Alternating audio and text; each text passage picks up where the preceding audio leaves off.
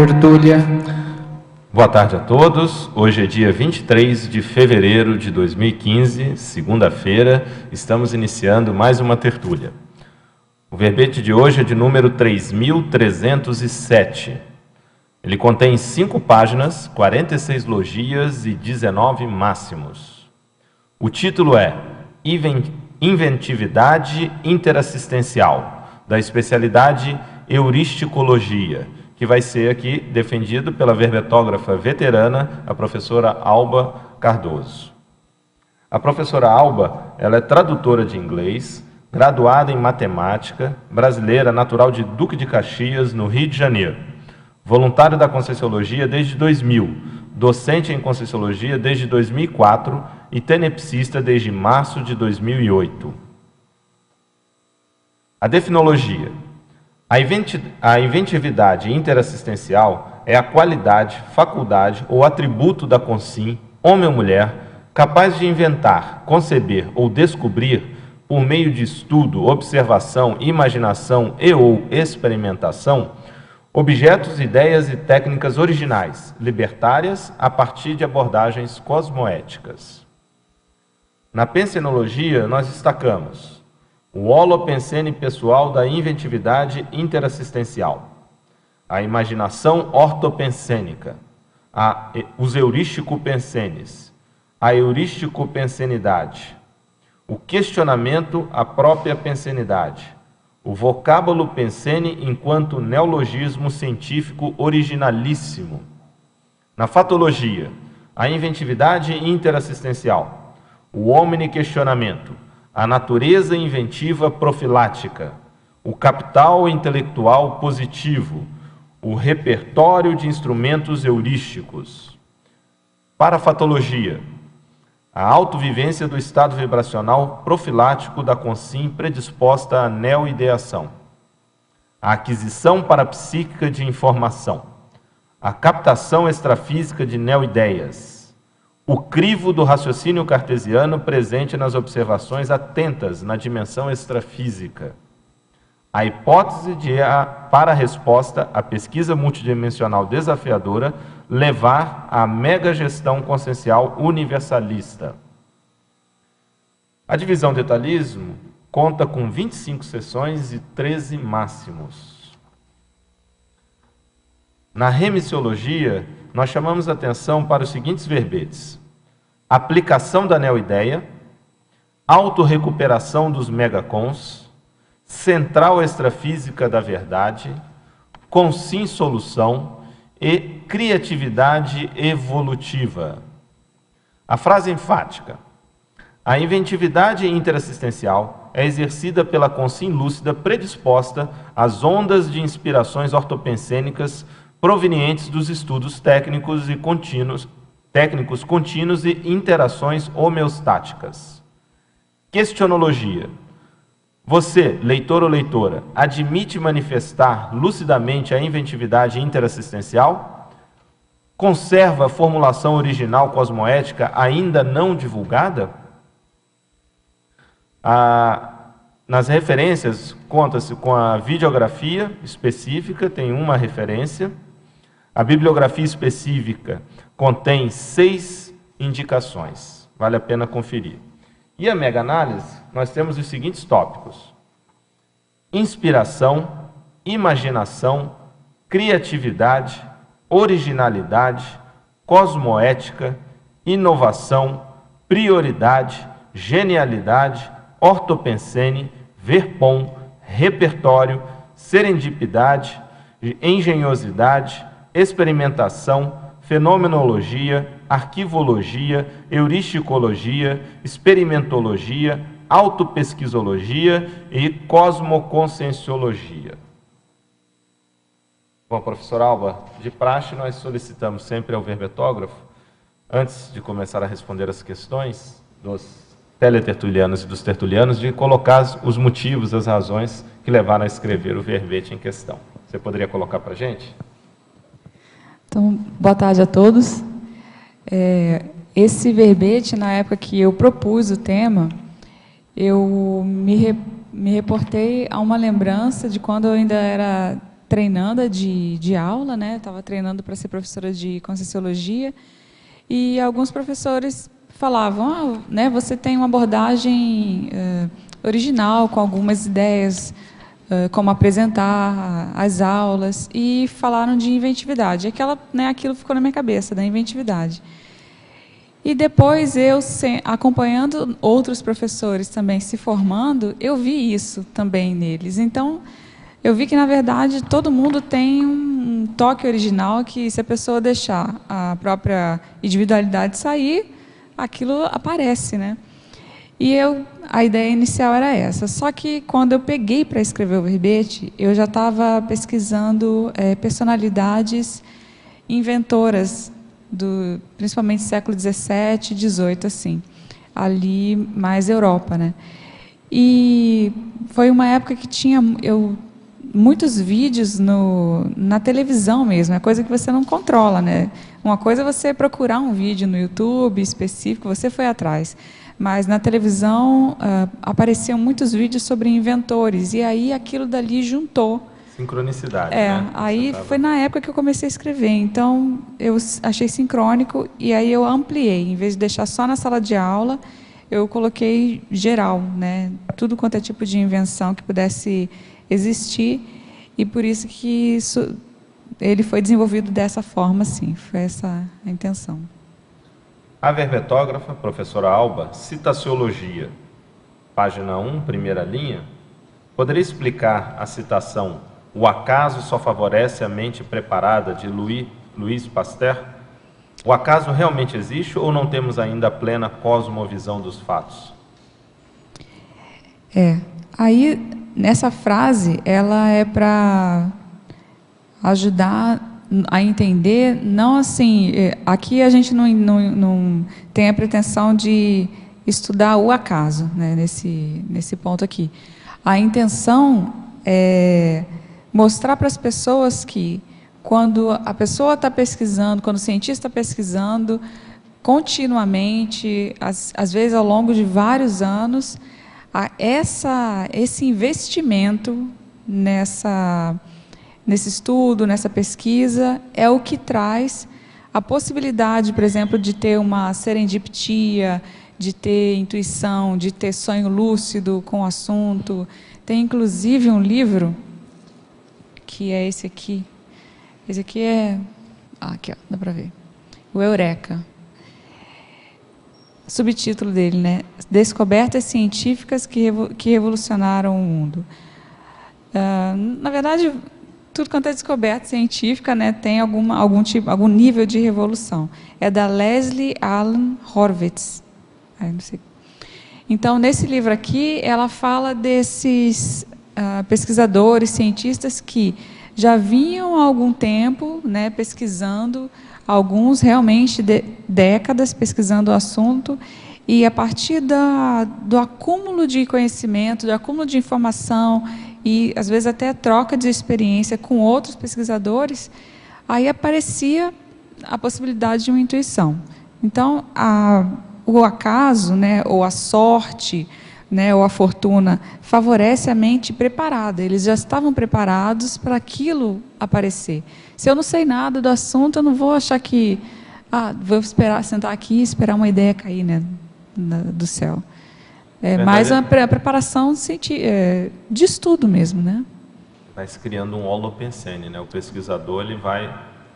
Tanto ele pensionizar naquele tema, pesquisar, ele acaba atraindo também, né? Então, tem uma relação com isso. É um conceptáculo que as pessoas, né, formam ali.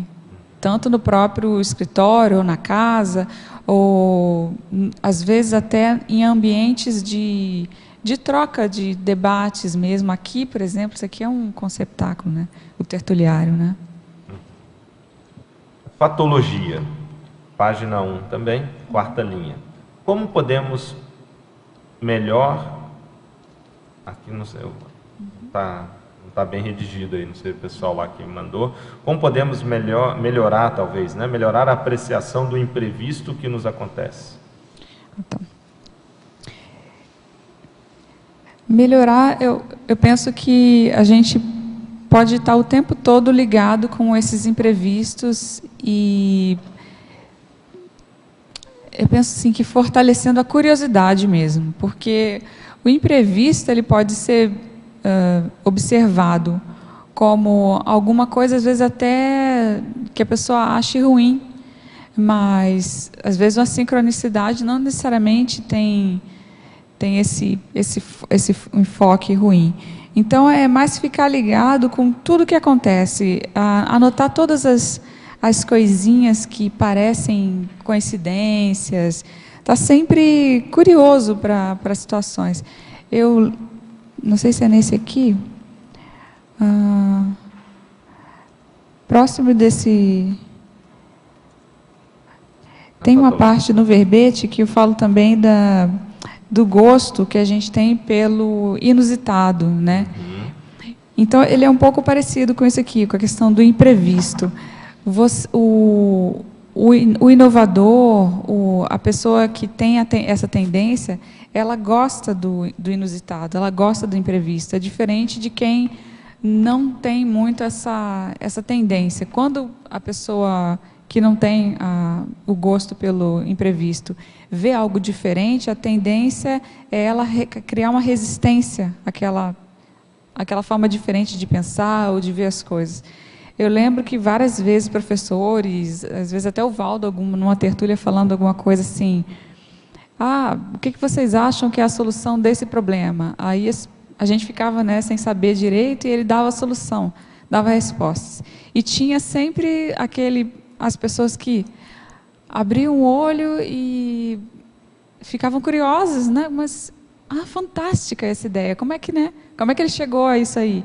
E outras que, não, Valdo, como é que é isso? Não, e se debatendo, né? Então, procurar flexibilidade mesmo, para apreciar o que é diferente de tudo que eu pensei antes. Como é que eu não pensei nisso antes? É bem por aí.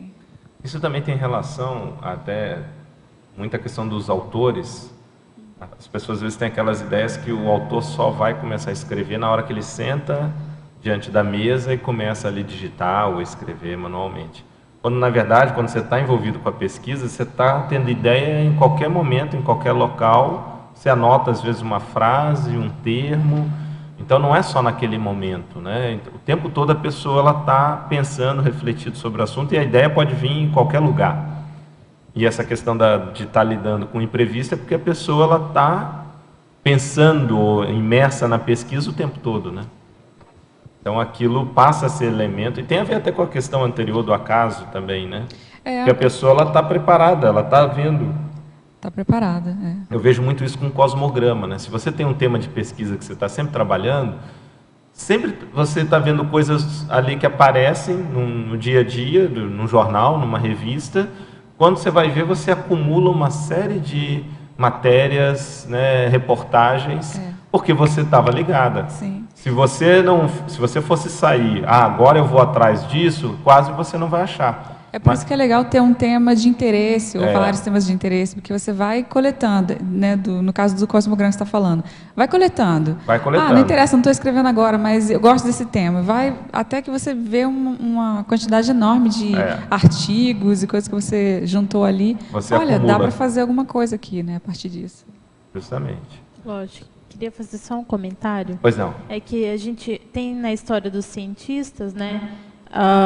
Muitos cientistas perderam a oportunidade de criar novas coisas porque não se abriram. Uma coisa inesperada aconteceu e não era o que eles estavam buscando, e aí a pessoa acaba descartando aquilo, né? Então, algumas descobertas na ciência aconteceram assim.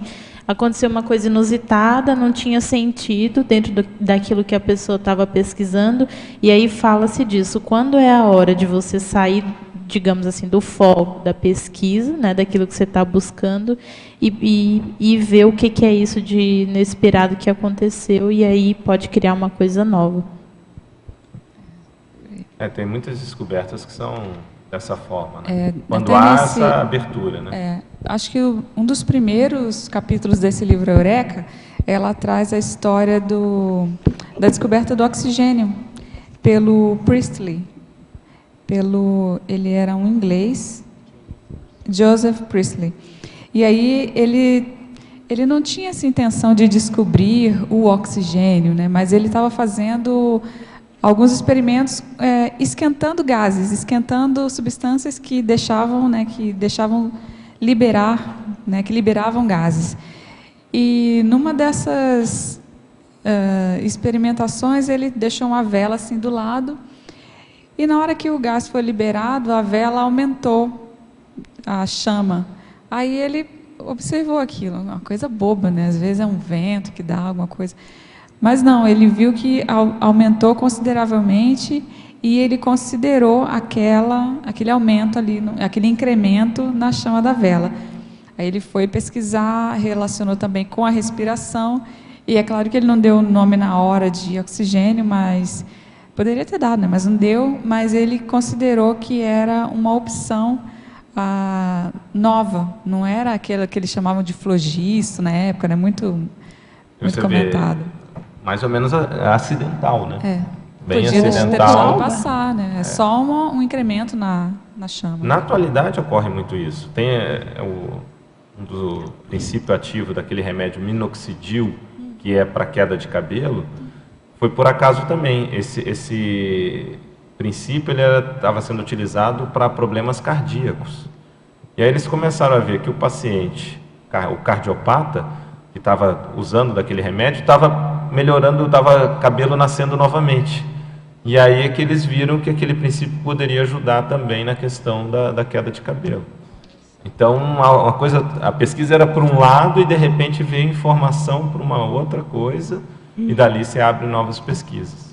Quanto a isso aí também, quando eu vi aqui no Citaciologia, o acaso só favorece a mente preparada, e vale a pena estudar a descoberta de outros e tal, me ocorreu que nos TCCs, mas atualmente, lá nas considerações finais, esse item é obrigatório, de dizer que a pesquisa está aberta a outras investigações e tal, entende? Interessante. Legal. Muito bom. Ok. Parafatologia, página 2, penúltima linha. Como obter a recuperação da retroparaforma holopensênica intermissiva?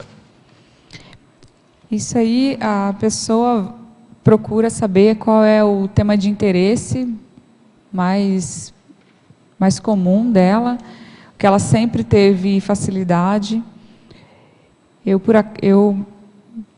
Pela minha pesquisa, eu acabei lembrando de vários fatos, não só na escola, mas até depois MBA, fazendo faculdade, cursos extracurriculares, que aparecia essa questão aparecia muito a geometria, aparecia muito o cálculo, porque mesmo eu tendo feito matemática, tem gente que faz, né, mas dentro da faculdade tem uma matéria ou outra que gosta mais, né?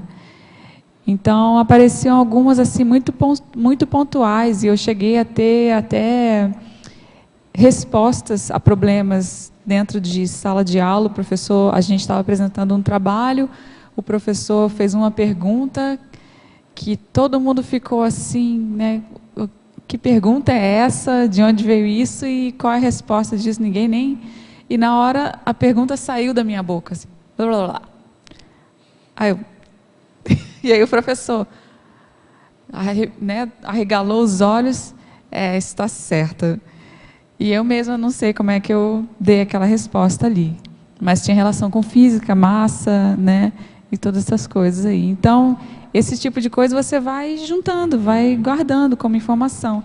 E aí você faz uma pesquisa geral, assim, lê biografias, quem que te interessa mais na história, aquela personalidade que você já ouviu falar, que você gosta, você pode ter trabalhado com ela, né? Você pode ter tido aula com aquela pessoa, ter sido aprendiz, né? Alguma coisa assim, ou ter até traduzido alguma coisa dela no passado. Então, vai por aí, pesquisar em volta. E tem uma técnica da IC que lida com retrocognições, que é consecutivos, né? eles têm os workshops do parassociograma. Então, você pega aquela personalidade e vê em volta dela ali quem é que estava. Você pode colocar o nome de todas as pessoas que você encontrar em literatura, e uma ou outra pode chamar mais a sua atenção, ou pela questão emocional mesmo, pode ter alguma repercussão emocional ou energética, ou pela afinidade de conhecimentos e até a atividade atual. Então, eu fiz matemática, igual o Ló estava falando, né? Você fez matemática, mas trabalha com tradução hoje, mas teve muito cientista ou muito pesquisador que não tinha o nome de cientista na época, né? Que traduziu o livro e a obra do outro para entender aquilo ali. Então, um que se notabilizou e mexeu também com tanto matemática e a parte mais de letras foi aí na área da filosofia, Bertrand Russell. Bertrand Russell era matemático, escreveu e produziu... pensaram que era só filosofia. Ele era matemático, filósofo também. Ele inclusive, tem referência em livros até de lógica. E, ao mesmo tempo, ele foi Nobel de Literatura. Quer dizer, ele foi muito competente, tanto na parte de letras, linguagem idiomática propriamente dito, quanto na questão matemática. Ele se destacou nos dois campos, né? E na filosofia de uma forma geral. Então, é uma referência bastante interessante, Bertrand Russell, né? Filósofo britânico. Professora Alba, essas questões que eu fiz ainda há pouco, elas foram de Curitiba. Agora é de Florianópolis. Professora Alba, estrangeirismologia, página 1, primeira linha. Poderia comentar o uso da ingenuity no contexto do verbete?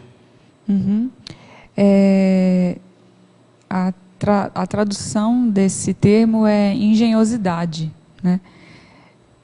Então, o uso da engenhosidade dentro da inventividade interassistencial, ela é nuclear, ela está totalmente dentro desse ponto. Agora, falando dessa engenhosidade, me veio uma situação que é não só a engenhosidade por si, sozinha, mas das pessoas começarem a pensar mais na ética. Por isso que o verbete traz o complemento interassistencial. Porque você pode ter a engenhosidade, inventar alguma coisa, surgir com alguma ideia, mas o quanto que aquilo faz bem para todos, né? Para todas as pessoas, ou vai só beneficiar um grupo e prejudicar outro grupo. Então, eu penso que hoje a gente já tem bastante engenhosidade e inventividade suficiente para criar formas sustentáveis, por exemplo, de fontes de energia, esse tipo de coisa, e começar a deixar de usar as fontes, né, primárias, as fontes fósseis, por exemplo. Mas é claro que sempre tem a força do dinheiro, né, que ainda dificulta isso aí. Agora, o negócio é começar a pensar mais interassistencialmente. Aí a gente começa a fazer força, né? Eu acho perfeito isso que você está ressaltando, quer dizer, essa adjetivação do interassistencial, para dar esse viés até, você comentou de ética e cosmoética, sobretudo, né? Porque você tem muita questão da engenhosidade aplicada, por exemplo, na criação de armamentos, na engenhosidade bélica. Não só na atualidade, como no passado. Gênios, até considerados gênios. Por exemplo, Leonardo da Vinci tem produção. Arquimedes tem produção. Arquimedes e outros, né? Vários deles. O próprio Swedenborg também, se eu não me engano, também produziu na parte bélica. Então, quer dizer, você levar ou aplicar um atributo ou um conjunto de atributos para matar os outros, para ferir os outros, não é? Complicado, isso, né? É complicado. Então, aí entra o fruto da inventividade gerando interprisão grupocármica. Um exemplo, assim, bem sério disso, e eu acho que até pode estar relacionado com, possivelmente, a um candidato à transmigração, é o AK-47, né? O criador do AK-47, da metralhadora, né? É a mais popular do mundo. O K é do nome dele, né? Se eu não me engano é Kashlenikov, um negócio assim.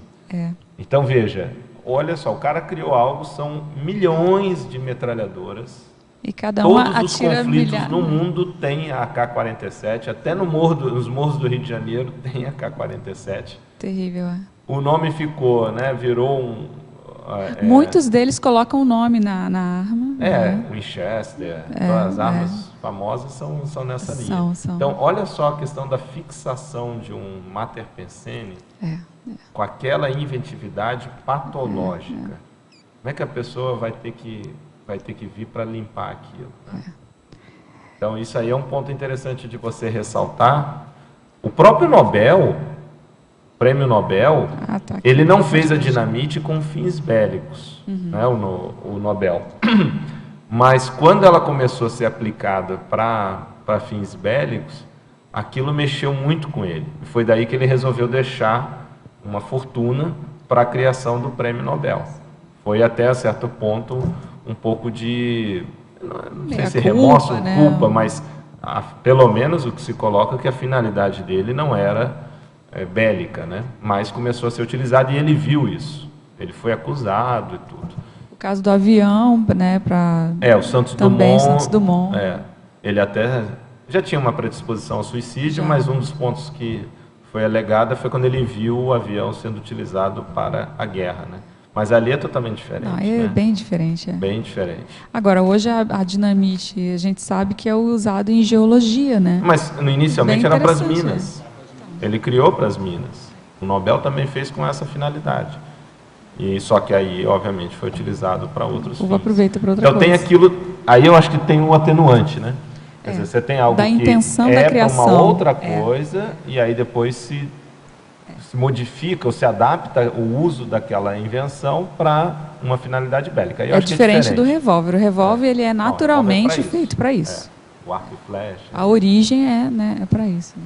Aí, nesse caso aí que a gente está comentando, que você trouxe, na codigologia, na segunda página, eu coloquei a assistência enquanto cláusula pétrea do Código Pessoal de Cosmoética para evitar o ressarcimento obrigatório no emprego patológico do mental soma. Perfeito. Esse ressarcimento obrigatório, que eu estava procurando aqui, né? Perfeito. É isso aí, você fez uma coisa com o seu mental soma, foi uma atitude patológica e você já definiu naquele ponto o seu ressarcimento obrigatório no futuro. Excelente. Você, na verdade, faz essa profilaxia, né? Para ilustrar um caso que eu vivenciei na faculdade. Eu fiz psicologia na UFRJ e, na época, um professor meu lá pesquisava na área de psicofísica. A psicofísica tem muitos estudos referentes à percepção, por exemplo, percepção do espaço. E ele estava envolvido com uma pesquisa de percepção espacial para a Marinha, no sentido de desenvolvimento de caças. Quer dizer, a percepção do piloto para acertar o alvo e o que influenciava nessa percepção. Então, houve um projeto de pesquisa e eu fui convidado para fazer parte, ter bolsa, tudo, para fazer parte dessa pesquisa. Ou seja, a pesquisa seria você pesquisar a psicologia da percepção, no caso, percepção espacial, com foco para o desenvolvimento de caças, né, aviões bélicos. E, obviamente, que eu não topei, que você já tinha a visão. Mas vejam que, se a pessoa não se dá conta, ela pode, às vezes, na faculdade já se envolver e contribuir para uma pesquisa que, no fundo, vai ajudar a matar os outros. Já na faculdade, né? Já na faculdade. Né? Quer dizer, aí vem aquela diferença entre o legal e o moral. Algo pode ser legal, mas não necessariamente moral. Eu acho que todo mundo tem alguma história, assim. Eu lembrei muito agora de um amigo químico e ele era espírita e eu lembro dele falar que era espírita por causa das repercussões que ele estava sentindo no extrafísico. Então, ele entrou numa indústria, eles faziam algum componente, que agora eu não vou lembrar, que isso aí já faz quase 20 anos, E ele começou a ter repercussões negativas dentro de casa, inclusive fenômeno de materialização, né? E ele falou assim, não, tem alguma coisa errada. Ele foi ver, e aquela pesquisa que ele estava fazendo tinha como finalidade lá na frente, lá no, né, no usuário final, digamos assim, ser utilizado para indústria bélica. Então, ele, na época, muito jovenzinho, estava terminando a faculdade também, ele teve assim, até uma crise, né? Porque ele ganhava super bem. Ele falou assim, não, mas não dá. Mesmo com todo esse dinheiro, não dá.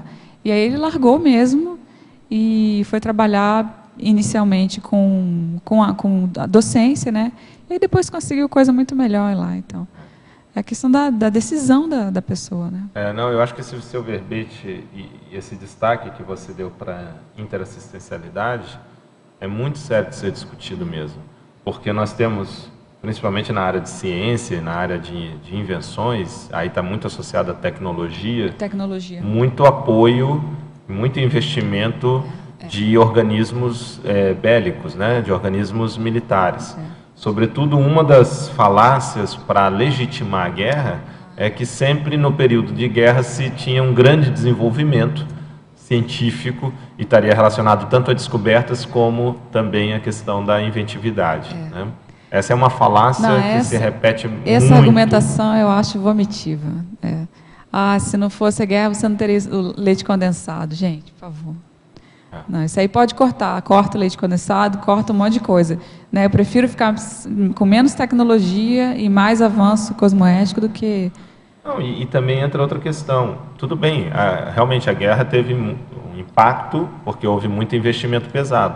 Contudo, não é só através da guerra. Quer dizer, não é só. Esse é o ponto. Então, não precisa da guerra para que isso ocorra. Exatamente. Tanto é que hoje você tem um desenvolvimento grande, independente da guerra. Muitas coisas são feitas, descobertas, independente da guerra. Então, quer dizer, parece como se fosse só a guerra que fosse a responsável por isso. Como se diz, para legitimar uma... Para legitimar, para fundamentar o processo da guerra. Eu coloquei também o interassistencial porque quando eu li o Homo sapiens pacíficos, nas referências que eu procurei sobre invenção e genialidade também para esse verbete, tinha muito demais. E eu vi aquela listagem com os nomes dos inventores das armas, todos com o nome da arma e o nome dele junto ali. Então, isso também me chamou muita atenção.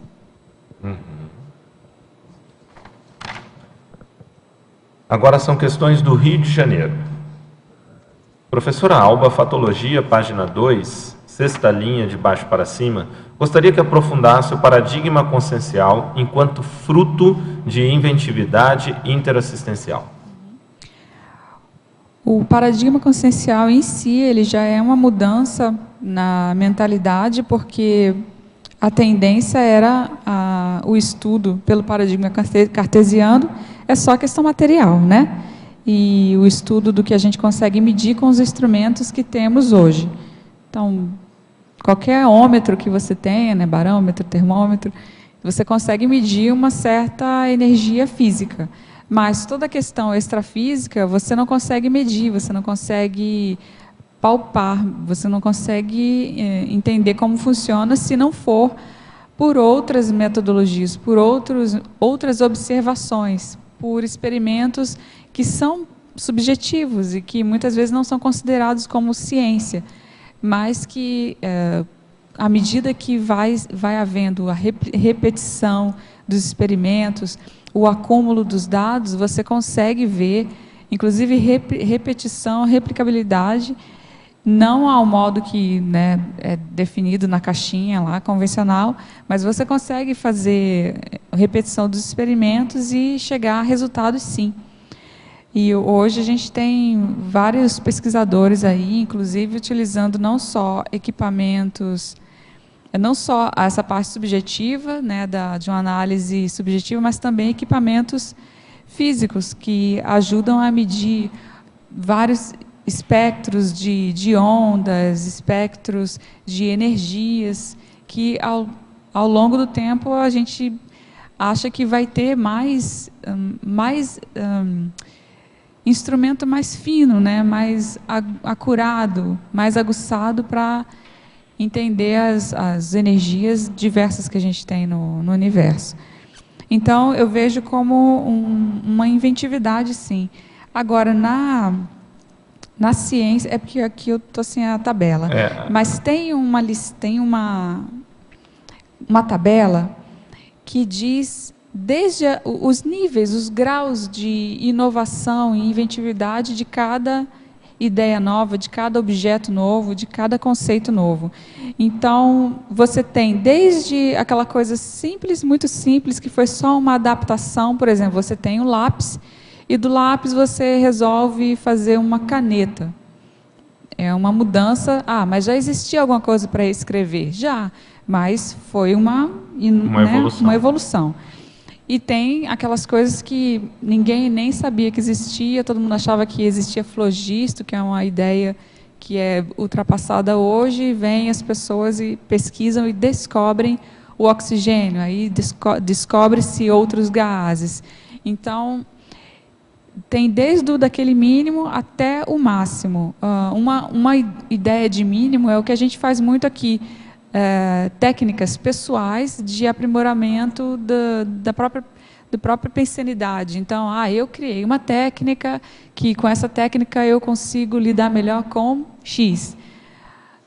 Então, é uma coisa que já tem uma base na Conscienciologia, mas se foi original, se ninguém fez, se você não leu em lugar nenhum, e é novo, é uma inovação. Né? Uma inovação é a tua verpom. Então, as pessoas elas ficam muito presas nessa nossa dicotomia. Ou é invenção ou não é. E não é bem assim. Existe uma gradação que vai desde a ausência total de invenção a uma criação muito original e que muda tudo, todo o sistema de crenças também. Agora aqui, se permite aqui acrescentar, Alba, ela pergunta, gostaria que aprofundasse o paradigma consciencial enquanto fruto da inventividade interassistencial. Eu entendi no sentido que o próprio paradigma consciencial seria uma invenção. Sim. Você poderia abordar por esse aspecto? É porque, como é que ele é uma invenção?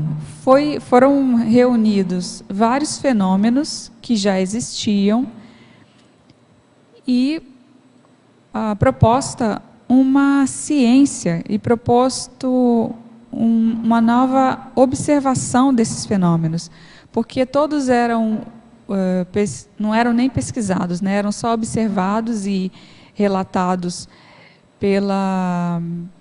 pelos ritos, pelas crenças, e a ciência convencional resolveu deixar de lado porque não conseguia adentrar nisso aí. Então, eu vejo que é uma invenção porque é uma forma nova de metodologia, é uma forma nova, é uma interpretação, uma abordagem nova àqueles fenômenos ali que tinham sido deixados de lado. Então, ninguém vai estudar?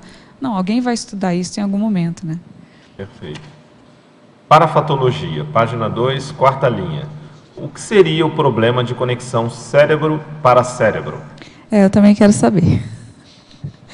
Esse problema aí, eu me deparei mais forte com ele num ECP2. Eu estava, né, naquele primeiro dia lá que o epicentro consciencial faz uma exteriorização de energias, e muitas vezes, principalmente para a área da cabeça da pessoa. Então, para haver uma limpeza maior e uma predisposição para os alunos, né, se aproveitarem melhor o curso e terem maior rendimento ao longo do curso. Então, nesse dia, na hora que ele colocou a mão na minha cabeça, assim, né, na direção da cabeça para exteriorizar, eu só ficava pensando, cérebro para cérebro, cérebro, qual é a conexão, e aí várias ideias, assim, a cabeça chega, né, girava de tanta informação, não consegui chegar a nenhuma conclusão, mas essa conexão é muito importante para o quanto que a gente tem de rememoração de tecnologias que a gente já viu, inclusive, que não tem aqui na Terra, tecnologias que a gente já pensou, até a possibilidade de acesso à Central Extrafísica da Verdade e às outras centrais extrafísicas, o quanto que isso pode ter de sofrer impacto dessa conexão, que quanto mais limpa, né, melhor, né, para a pessoa. Inclusive tem o caso, aí é hipótese, né, não é nada comprovado. Mas quando, por exemplo, o Nikola Tesla falava que tinha aquelas explosões de luz e começava a ter acesso a algum tipo de fonte, que ele acha que é uma fonte de informação do universo, o quanto que ele não está acessando alguma central ou alguma coisa que ele já sabia no extrafísico e que ele não viu aqui na Terra, né? Então, essa conexão é tricky, me faz pensar bastante. Tem alguns, até no próprio Projeciologia, o Valdo relata alguns exemplos também nessa linha, né? A questão, você citou até do seu colega da química, né? A área da química, a descoberta de um dos elementos, né, da cadeia, acho que tem a ver com a tabela periódica. O Kekulé. Justamente, e foi a partir, pelo relato, dá para ver que foi uma projeção, né? Ele viu o oróboro, né? A cobra comendo o próprio rabo, e dali ele fez a conexão com o que ele estava estudando, né? Ele já tinha tido cadeia de carbono, o que era exatamente? Ele já tinha tido, né, outras visões dessa. Então, além dessa, ele já tinha começado a ter esse tipo de visão. E tem o Mendeleev também. Mas o Mendeleev foi... é o da tabela periódica. Então, tem o da tabela periódica e tem o Kekulé do carbono. Do carbono. Então, aí a gente vê... É interessante que os dois são da área da química, né? E a química, ela é bem uma das referências do materialismo, né? E eles a partir de fenômenos parapsíquicos, né? Sobretudo a projeção. É uma questão para a gente pensar, né? Eu acho que isso aí serve para ilustrar. No Projeciologia, acho que tem. Eu acho que faz uma abordagem, sim, sobre essa condição, né? Bom, tecnologia. Página 2, segunda linha. Poderia mencionar quais técnicas de resolução de problemas são realmente eficazes? As técnicas de resolução de problemas tem aquela que pode-se dizer que não é bem uma técnica, né, que é a questão da tentativa e erro. Não é... Se você não tem um método mais elaborado, ainda não é técnica, mas começa por aí. Agora, tem vários métodos, por exemplo, ampliação do contexto, você fazer uso de multidisciplinaridade, pensar em várias disciplinas para resolver um problema só. Um método que é muito, hoje em dia, pelas pessoas os engenheiros, e não só engenheiros, né, que pesquisam a invenção, a inovação, eles consideram que a observação do usuário final é essencial. Que muita invenção é feita, mas sem pensar no usuário final. Então, às vezes, a gente olha assim, mas isso aqui podia ser, né? Podia ter esse pininho aqui do outro lado, podia ser mais fácil de pegar, podia ser mais leve, eu podia adaptar direto ao meu carro, qualquer coisa assim. Ou, por exemplo, um exemplo, eu não sei se está nesse... Não está nesse vídeo, não. Mas é relacionado ao pessoal de uma empresa de inovação dos Estados Unidos, de design, que eles falam da invenção de uma incubadora, mas não é exatamente uma incubadora aos moldes tradicionais que fica no hospital. É tipo uma bolsinha para a mãe colocar o bebê dentro. Por quê? Porque eles viram que em vários países, isso aí normal, né? A mãe, ela mora numa região que ela não tem acesso ao hospital. E muitas crianças morriam de frio naquela região, e como é que ela vai cuidar do bebê se ela não tem como manter o calor, né, da criança? E eles tentaram de tudo quanto era jeito e chegaram a essa invenção de uma bolsa, e dentro da bolsa, entre a pele do bebê, é claro, né, e o suporte, tem um local que a pessoa esquenta aquele líquido na água, é uma bolsinha fechada de silicone, bota ali, a criança fica com aquele calor envolvendo ela e a mortalidade diminuiu muito. Então, se você não for ver, você pode ter uma super incubadora maravilhosa, mas eu vou estar no hospital e ninguém vai ter acesso. Então, é melhor você ter acesso do que ficar com um instrumento parado ali, né? Eu não sei se respondi a pergunta agora. Sim, dentro dessas técnicas de resolução, né? Você comentou da tentativa e erro, e a própria tentativa e erro, ela pode ser bem utilizada também, né? Como uma técnica. Eu acho que uma grande referência é o Thomas Edison Jefferson, Thomas Edison, né? Ele com a questão da lâmpada, que ele fez uma série de experimentos e era tentativa e erro, né? Tentativa, tanto ficou célebre aquela frase dele: poxa, mas você já tentou 1000 vezes, né? E não desiste. E ele falou: não, mas eu já sei 1000 e tantas vezes como não chegar à lâmpada, né? Como não chegar à eletricidade. Então, tentativa e erro, até que ele conseguiu chegar na condição da criação da lâmpada, né? Eu acho que isso é um ponto interessante de tentativa e erro, né? Os instrumentos, as ferramentas, às vezes vão muito por essa linha, né, de tentativa e erro, né? O físico, né? Porque vai trabalhando com aquela hipótese, vai descartando a hipótese, vem outra, né, até chegar.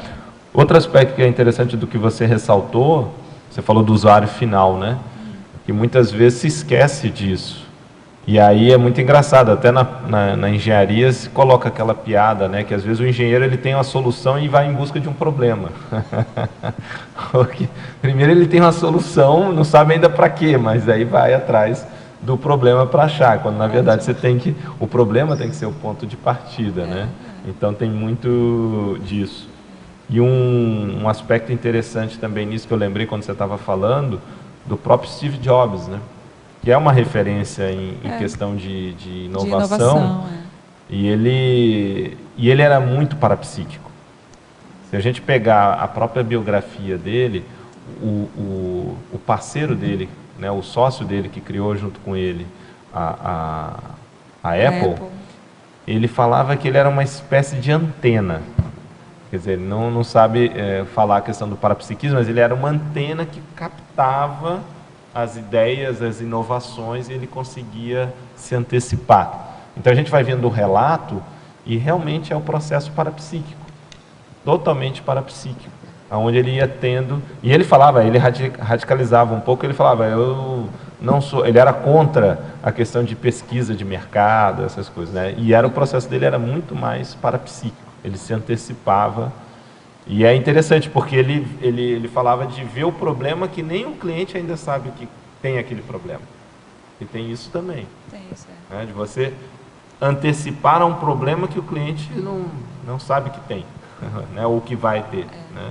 Então, esse é um aspecto interessante. Feminologia, página 4. Última linha. Considera extremamente relevante a escolha em citar a médica psiquiatra brasileira Nise da Silveira.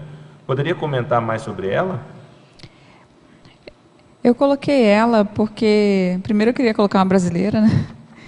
E ela veio com ideias novas de como lidar, né, com o paciente psiquiátrico, que era muito restrita, e ainda é bastante restrito hoje. A gente vê, infelizmente, a gente ainda tem relato de casas e hospitais, né, que deixam os pacientes à mercê, assim, de condições até de higiene ruins, mas no caso dela ali, ela conseguiu, por meio das técnicas de pintura, de escultura, e todo tipo de arte que eles tinham acesso na época, fazer aflorar a individualidade do paciente psiquiátrico, principalmente esquizofrênico, principalmente, né? E não só isso, começar a dar um sentido para a vida daquelas pessoas, porque ela via nisso, nessa falta de sentido. Imagina, a pessoa está no hospital, qual é o sentido da vida? Não tem nada, o negócio ali é, né, esperar ficar curado. E com meios de técnicas de pintura, desenho, aí as técnicas que ela utilizou, eu não sei muito bem, só sei que eles chegaram a fazer um museu no Rio, que foi um museu para não só exibir o que eles fizeram, não, mas também pesquisar aquele resultado. Está aqui. Museu de Imagens do Inconsciente. Foi fundado em 1952. Então, ele é um centro de estudo e pesquisa. O próprio Jung utilizou de trabalhos dela. Ela teve aula. No Jung, entrou em, né, ela teve aula com ele deu várias ideias para ela do que utilizar, o que estudar, e isso ajudou muito mesmo. Técnicas psiquiátricas, principalmente. E ela tem o livro Imagens do Inconsciente, além de outros 7 livros, né, 6 livros que ela fez. Então, ela foi pioneira na pesquisa das relações emocionais entre pacientes e animais também. Você podia repetir o nome do museu que foi feito no Rio de Janeiro? Museu de Imagens do Inconsciente.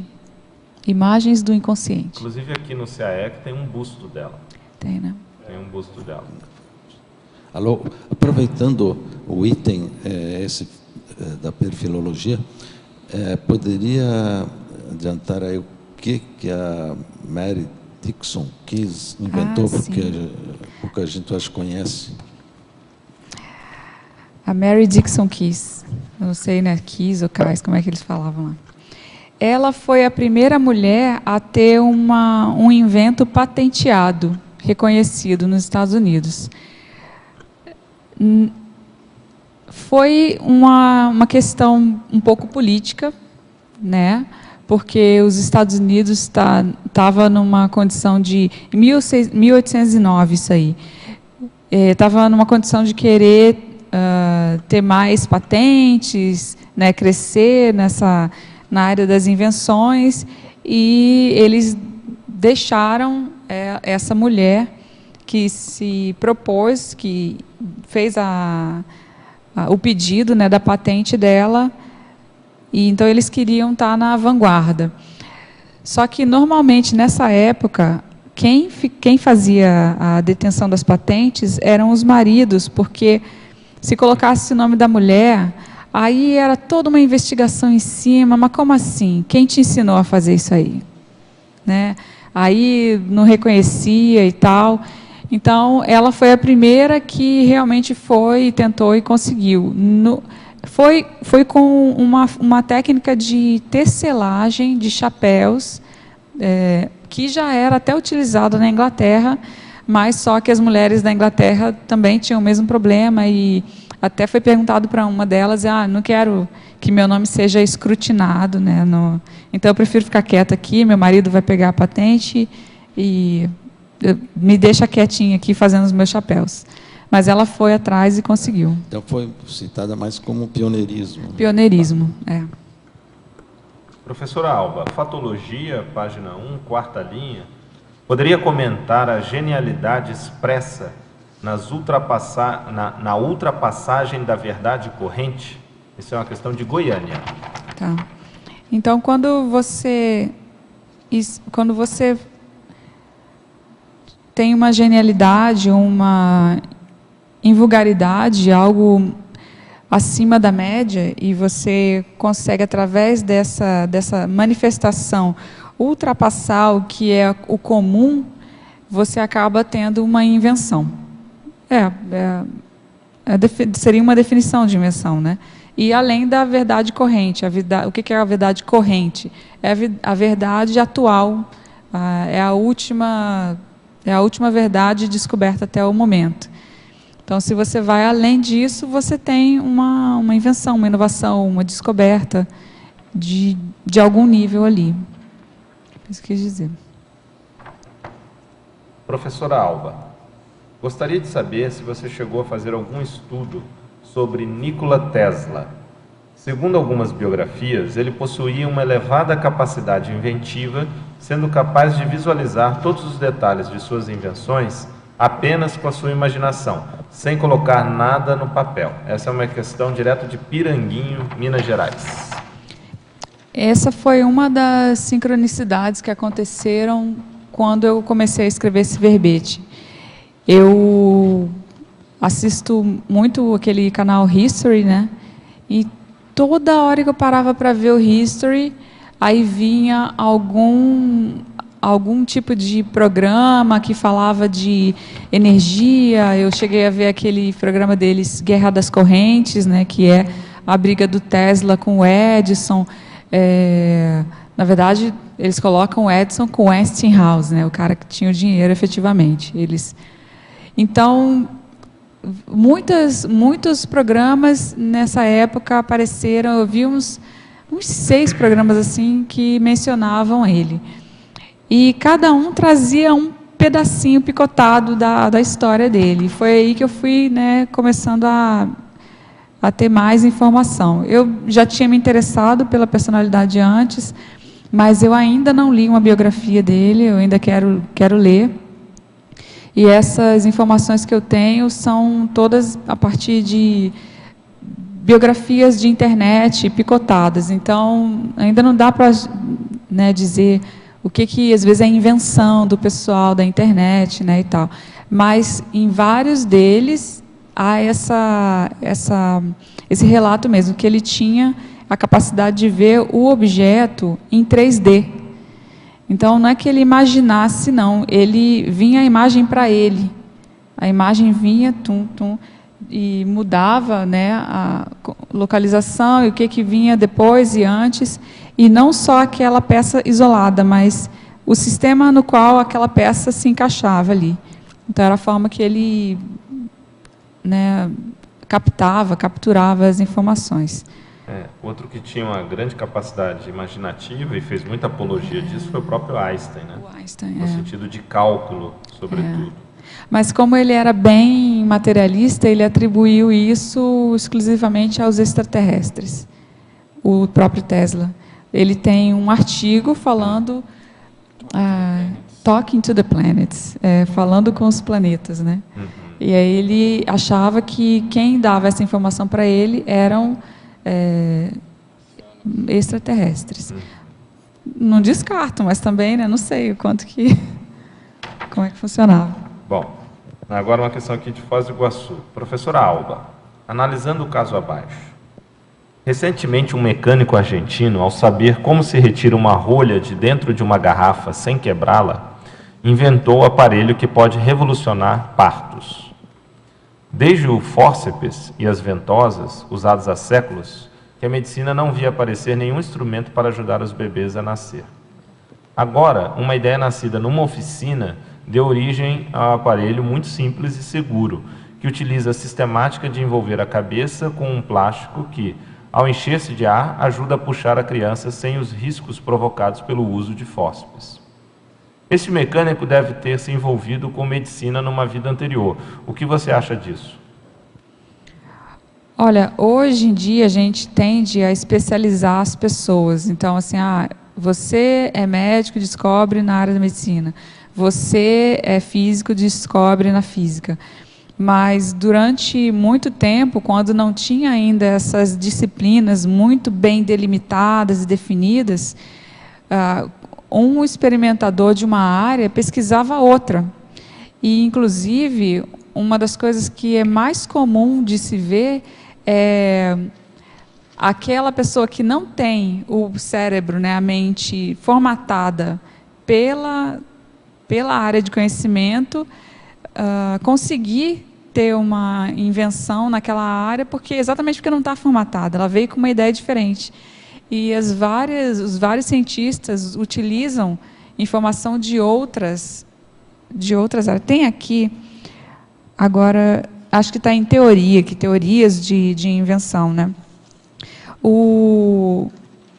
Nessa parte das teorias de invenção, é bem interessante a descoberta de um russo que ele foi trabalhar num escritório de patentes e o que ele chegou à conclusão, uma das 3 conclusões básicas do trabalho dele é que a ciência e a tecnologia utilizam efeitos externos ao campo de conhecimento.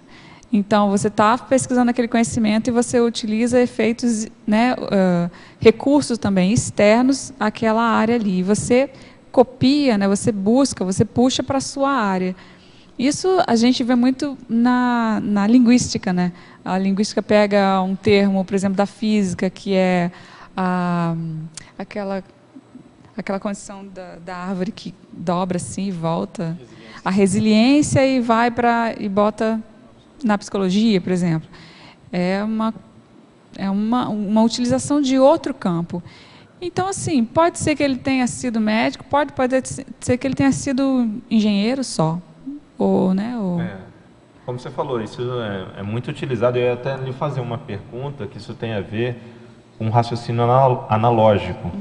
Vejo que o raciocínio analógico ele tem muita aplicação no processo da descoberta de Verpon e da inventividade. Você concorda? Concordo. A gente vê isso acontecendo aqui no Tertuliário, né? Justamente. Toda hora alguém faz uma analogia, mas que às vezes pode empobrecer, mas às vezes não. Às vezes pode dar insight para quem está ouvindo, que não tinha pensado daquela forma. E na ciência a gente vê, como você trouxe o exemplo, né, direto isso. A própria psicologia, muitos modelos de linhas da psicologia se basearam em outros campos. Por exemplo, psicologia de grupo, tem até o estudo do campo, né, de campo de forças da física, que é aplicado em psicologia de grupo também. Forças favoráveis, forças contrárias, né? Forças neutras, e se utiliza isso aplicado ao contexto das relações interpessoais.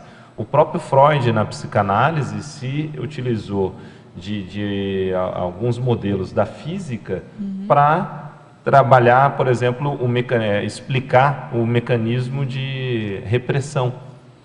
Então, ele fez uma analogia e criou a hipótese de como funcionaria, que daria o funcionamento do mecanismo de defesa do ego da repressão. Então, assim, isso é muito utilizado, né? O raciocínio analógico, como você deu o exemplo da resiliência também, que é um conceito da física e da química, que é aplicado na psicologia, não é? E outros mais.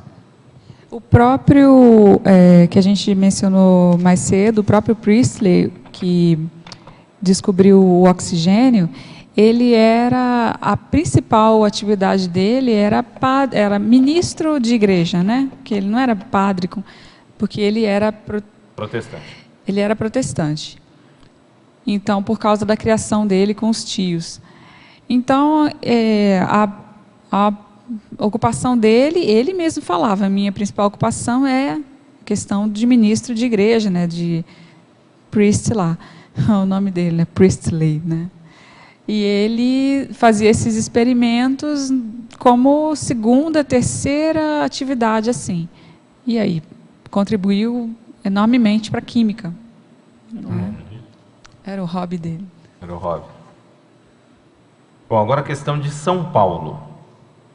Professora Alba, poderia relacionar a defesa de patentes no âmbito das invenções, patologia, página 2, quinta linha de baixo para cima, com o binômio questionável patentabilidade, liberdade de exploração, na binomiologia, página 3, quarta linha, ela quer que se faça esse cotejo, essa relação. Se fosse, né, se a gente vivesse num universo paralelo ideal, as invenções seriam como? As pessoas inventariam as coisas e deixariam à disposição para todo mundo utilizar, né?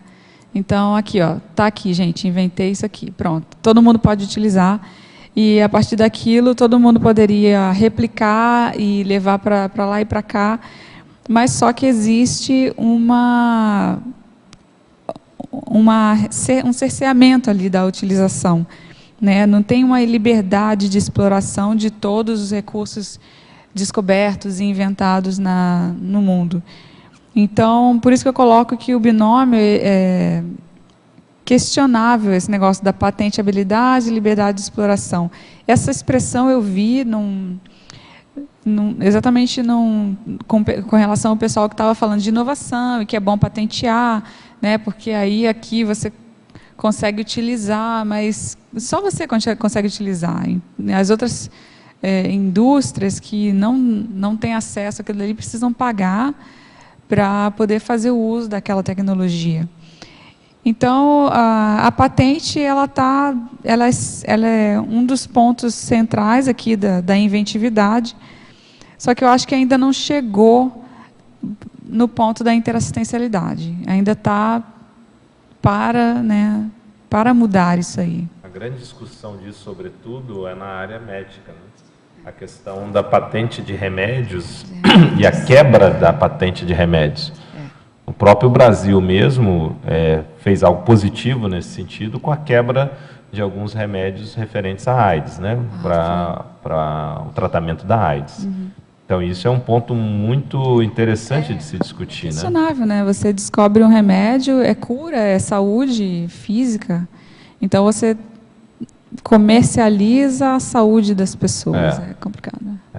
E dentro dessa lógica hoje se discute muito a questão que a gente observa de a própria indústria, ela caminha hoje para não achar a cura. Ela caminha para achar a remissão dos sintomas. Porque aí você mantém a pessoa consumindo o remédio eternamente. É interessante, porque a cura você acaba com o cliente. Se é a lógica de mercado que predomina, você não quer acabar com o seu cliente. Terrível. Então você quer manter um cliente, não é? Então é mais interessante você achar algo que controle a doença do que algo que cure a doença. Então essa é uma outra discussão seríssima, até nessa questão da inventividade, do que você está trazendo, e aí, em tese, é mais ainda relacionado com o processo da interassistencialidade, mas até que ponto? Quer dizer, na lógica dos laboratórios, né, hoje é uma discussão muito grande, muito séria, que aí entra bioética, entra a responsabilidade dos profissionais, dos pesquisadores nisso. Como é que fica essa condição? Não é? Tem aquele filme clássico, né, o Jardineiro Fiel, que trata dessa questão dos laboratórios, né, a testagem de remédios em países na África, com população super carente, para ver se aquilo funciona ou não. Então, é bem delicado isso, né? É bem delicado. E tem a ver com essa condição da inventividade, né? Só que também aí de maneira patológica. Todo mundo fala, né? Não se faz mais geladeira como antigamente, né? Então, várias indústrias fazem produtos realmente para durar menos mesmo. Posso só fazer um comentário paralelo com a questão do Tesla? Tá ligado? Não estava perto. Ele, justamente, na época que ele teve essa disputa com o Edison, ele abriu mão das patentes dele para que a tecnologia que ele estava disponibilizando da corrente alternada fosse, ele disse, né, que fosse distribuída para todo mundo. Ele disse, o mundo precisa da corrente alternada. Então, ele deu um exemplo não só na parte da inventividade, mas também na interassistencialidade, né, de poder abrir mão para que aquilo fosse viável de ser implantado, né? Acho que entra nesse contexto da pergunta aí da teletertuliana. Nos dias de hoje tem também toda a discussão do software livre, né? Também. Então você tem um verdadeiro ativismo também nesse aspecto.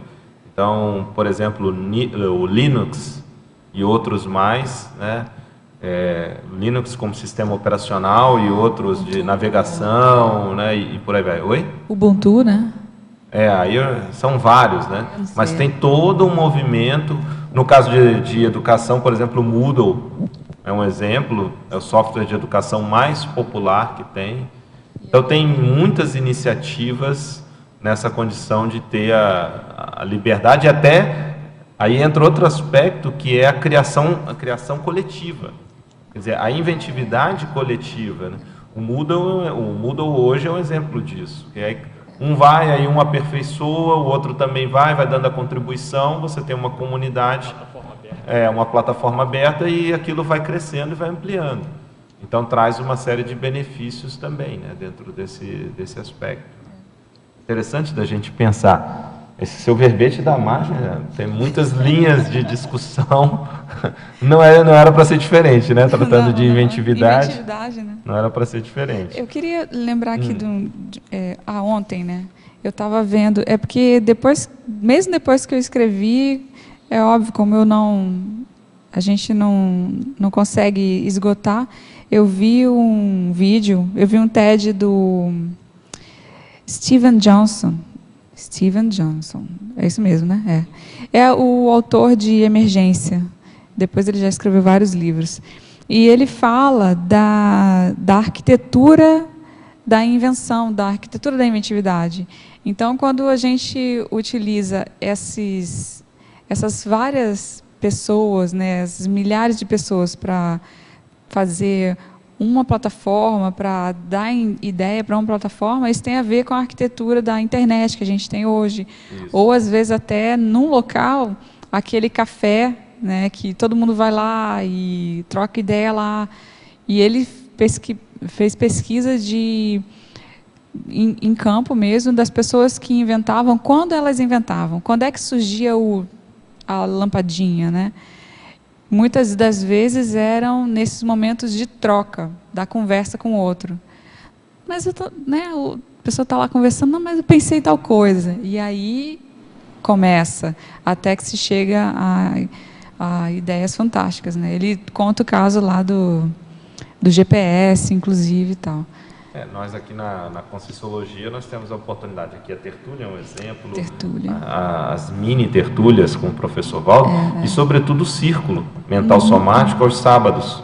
Quer dizer, a reunião de autores e pré-autores, discussão de ideias, e a pessoa pode tirar muito proveito, né? Esse sinergismo, essa troca, os próprios colégios invisíveis também, que não é um conceito colégio invisível da Conscienciologia, mas a própria ciência tem o conceito de colégio invisível, mas que na Conscienciologia também é muito aplicado e tem vários pesquisadores que se reúnem em torno de certos colégios invisíveis. Aqui em Foz tem o PTI, o Parque Tecnológico de Itaipu, é um polo também, né? O polo.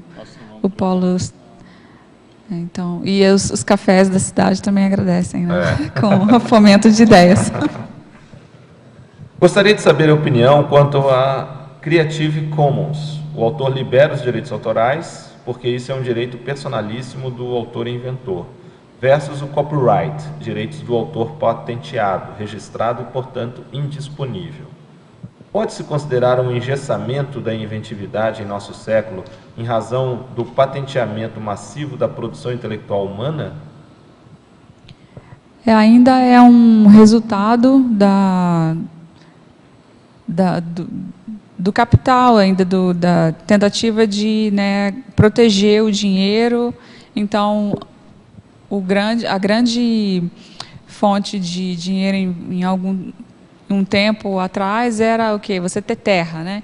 Então, terra é dinheiro. Hoje está passando para outro tipo de coisa, serviço, tecnologia, informação, conhecimento. Então, se você tem uma ideia, a tendência é as pessoas tentarem proteger ao máximo as próprias ideias e patentear aquilo para que ninguém utilize além do que do que ela já utilizou ali. Eu acho que é um engessamento. Só um esclarecimento: o direito autoral ele é inalienável. Quer dizer, o que a pessoa cede é o direito patrimonial. Mas se a pessoa é criadora de algo, aquilo foi ela que criou, não tem como ela... É igual um autor de livro. A gente tem esse hábito de falar, o autor cedeu os direitos autorais. Ninguém cede os direitos autorais, cede os direitos patrimoniais. Tá. Importante a diferença também, só aqui para a pessoa que fez a pergunta, né? Nós temos uma questão aqui de tertuliana. Não, só que para comentar que eu tinha anotado aqui, que invenções que nascem a partir da heterocrítica do que já existe. E aí vocês falaram dessa questão do copyright. Quando a pessoa esconde muito a invenção dela, não possibilita realmente essa heterocrítica e a difusão de ideias, né? Então, tem até uma frase que diz que o livro que vende é o livro conhecido, é o livro lido. Não adianta ficar o livro na prateleira ensacado, o leitor não consegue nem saber do conteúdo, ele não vai querer comprar. Ele vai comprar pela capa, pelo resumo. Então, assim, tem que ter mesmo a divulgação, e isso acho que reforça o direito autoral, não prejudica, né? É mesmo. E ela falando, eu me lembrei da questão da troca, né, de informação. Se os pesquisadores têm contato uns com os outros, tudo bem, mas se não tem, e hoje é difícil você ter contato com todo mundo que pesquisa o assunto que você pesquisa, então o ideal é deixar disponível aí no caso hoje pela internet, né? Mas eu lembrei da troca de informação do Priestley com o Lavoisier, que ele na época saiu da Inglaterra, foi a Paris, e a partir da conversa dele, né, da descoberta dele, é que o Lavoisier depois pegou, estudou mais 5 anos em cima, e aí sim nomeou lá a descoberta, e fez a descoberta efetiva do oxigênio. Ele descobriu, mas o Lavoisier explicou melhor como é que funcionava e botou o nome, né? Então, eu concordo com esse negócio da troca, e eu acho que também que fortalece, em vez de... E outra questão também que me veio é que o uso prejudicial da invenção, isso não depende de quem cria, né? E não deve ser também um motivo para coibir a criação, acho isso bem ruim.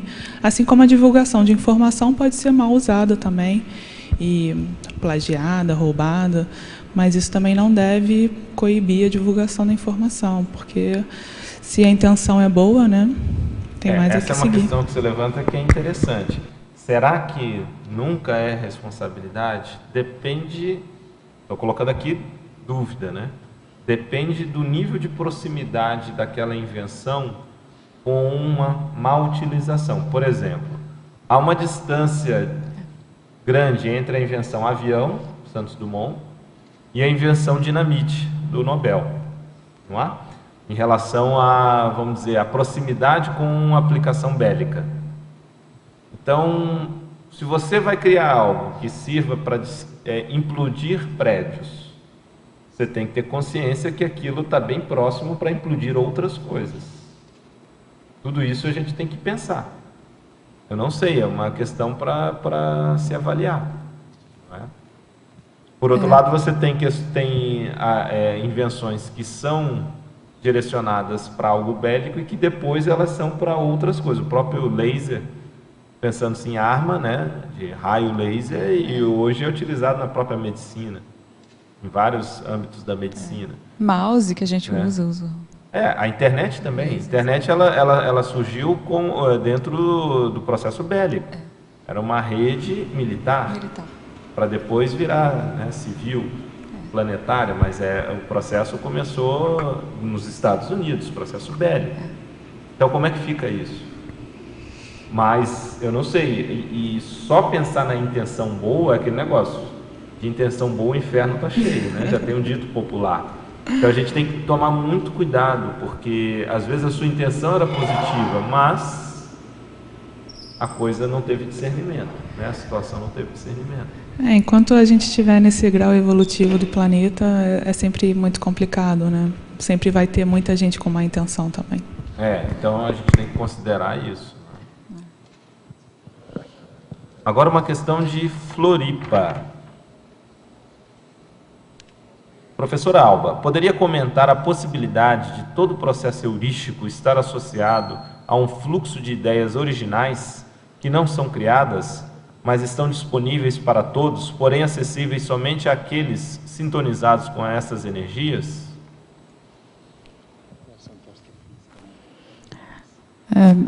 Está comentando aqui da central extrafísica, né? Disponível, a coisa disponível, a disponibilidade em tese para todos mesmo. No caso das centrais extrafísicas, né? Mas quando você fala está disponível só para quem, isso é mais por causa da preparação da pessoa, a disponibilidade de já ter estudado e já estar pesquisando aquilo há muito tempo. E não que fosse vedada, né? Eu imagino que seja a intenção. Agora, no próprio verbete criatividade intermissiva do professor Paulo André, ele comenta que invenção puramente mesmo, eu concordo. Eu acho que é muito difícil você falar que a pessoa inventou algo que não existia nunca em nenhum lugar, por causa das dimensões do nosso universo, sabe? E o quanto que já pode ter de coisa pronta, e o nosso planeta sendo tão, né, um planeta simples ainda aqui, tal, com condições até cosmoéticas muito básicas. Eu penso que tem muita coisa já pronta que a gente capta, né? Que a gente pega de... E aí entra na pergunta, né? E um ponto que acho que confirma isso que você está falando, existem vários casos na história da própria ciência de pesquisadores que não mantinham nenhum nível de contato, de comunicação, e que eles foram caminhando em paralelo e chegaram às mesmas conclusões, às vezes na mesma época. Então, isso mostra mesmo a captação de algo, e que também iam, né, os fatos vão levando para uma certa direção, né? Nesse livro Eureka, a autora fala, eu acho que é dele, da teoria da maturidade, ou do Zeitgeist, que é exatamente isso. A quantidade de informações que vai se juntando, que vai se acumulando nas várias regiões do mundo, do globo, e quem tem acesso, quem tiver acesso àquilo, vai, né, formando um cabedal de conhecimento que dá predisposição a chegar ali a uma descoberta. Então, quando eu falo bastante do Priestley, paralelo a ele, tinha um dono de farmácia que também descobriu o oxigênio, na mesma época. Também. Assim como foi o Einstein. Desculpa, Einstein não. O Watson. Não. Darwin. O Darwin. O Darwin, o outro era o Wallace. Tem e diz a história que, na verdade, o Darwin ele resolveu publicar, foi quando o Wallace chegou com a teoria, ele falou, se eu não publicar antes, ele vai publicar. E aí é que ele estava segurando já um bom tempo, né? Mas o Wallace tinha chegado às mesmas conclusões. É isso aí. Então tem vários, e realmente, como você falou, que não estão em contato, estão em outras partes, e eles estão pesquisando a mesma coisa, né? Tem a ver com essa teoria da maturidade científica, né? Isso é muito interessante de estudar. Vamos lá, Eucar. Página 2, na terceira linha, de baixo para cima, quarta, o que é essa inovação disruptiva? Tá. A disrupção, isso aí, toda hora que eu falo essa palavra, eu lembro do raio de luz entrando na água, né? Tá reto assim, de repente dá aquele corte. Ou até você bota uma caneta dentro de um copo de água, assim, o processo da refração. É exatamente isso, é você ter um pensamento que dá uma quebra naquela linha que já vinha há muito tempo. Então, a maioria das mudanças, a mudança de paradigma, ela tem essa característica disruptiva, que faz o interrompimento, né? A interrupção não. A interrupção daquele tipo de pensamento, não, vamos para outro lado aqui. Vamos ajustar, né? Como se estivesse ajustando ali a cabeça da gente. Interrupção. Aproveitando também na página 4, poderia ampliar a síndromologia, a evitação da síndrome do milhão do inventor ingênuo. Que tem muita gente, né? Às vezes até na internet a gente vê, a pessoa inventou alguma coisa e acha que aquilo dali vai dar a riqueza da vida dela. Então, várias pessoas... Gente, a gente fala aqui de invenção, mas no Brasil tem... Nesse momento agora tem um monte de gente no fundo de quintal inventando coisinha em casa. Sabe? O cara que inventou um negócio que corta bolo porque a mulher dele estava precisando e não... Então, tem muito inventor de fundo de quintal, alguns dão certo, outros não. Mas muitos têm essa ingenuidade de que vão inventar algo e que aquele algo vai dar o dinheiro da vida e eles vão, né, se aposentar e vão viver só do que eles gostam, que é a invenção. Mas muita gente dá com os burros na água, né? Por vários motivos, ou porque não tem dinheiro para bancar a fabricação do invento, ou porque o invento realmente é irrelevante para o mercado, né? As pessoas, ele mostra para vários empreendedores e a primeira amostragem assim, não causa nenhuma interação. Então, os motivos são vários. E tem também aqueles inventores que têm as suas descobertas, né? É como se fosse assim, abafa o caso. Então, tem o cara que inventou motor a água. Cara, motor a água, coisa mais fácil de usar, existe. Mas não vão querer que, né, se multiplique, porque a indústria do petróleo vai acabar. Então, né, deixa para quando acabar o petróleo. É o que eles... aí é a pressão do dinheiro em cima do... o caso aqui do Brasil com etanol. O etanol. O etanol está sendo, pelo menos está sendo sucateado, sendo que podia avançar crescer, mais como alternativa, né, para a questão do petróleo. E, aliás, o Brasil é riquíssimo em geração de energia alternativa, né? Água de mar... Sol, por exemplo, solo, eu não entendo como no sol, Brasil não se investe em tecnologia vento. de energia solar. Quer dizer, você pega o Nordeste inteiro do Brasil, você pode fazer usina elétrica com base, né, em tecnologia solar, de energia solar, você não teria problema, quer dizer, uma indústria totalmente ecológica. Limpíssima. Então, aí estão fazendo aí investimento em Angra, por exemplo, quer dizer, é uma coisa que não tem lógica. E aí eu me lembrei, você tocou nesse assunto, né, do inventor, e às vezes ele não consegue fazer com que o seu produto, né, seja distribuído e tal. E aí entra também você ter um meio social de incentivo à inventividade, que a gente, falando em nível de Brasil, carece muito, né? Você não tem uma estrutura pública, vamos dizer assim, mas poderia ser privada também, em que realmente os projetos pudessem ser escoados. É claro que tem projeto que é insignificante, tem projeto que não tem adequação, mas possivelmente tenha muitas invenções que seriam muito úteis. Agora, nem todo inventor é um empreendedor. Exatamente. Se você vê aquelas que acabam se destacando, é porque também esse inventor ele tem um perfil empreendedor, quer dizer, ele conjumina esses dois traços aí de personalidade, mas isso não é o padrão para todo inventor. E aí se perde oportunidade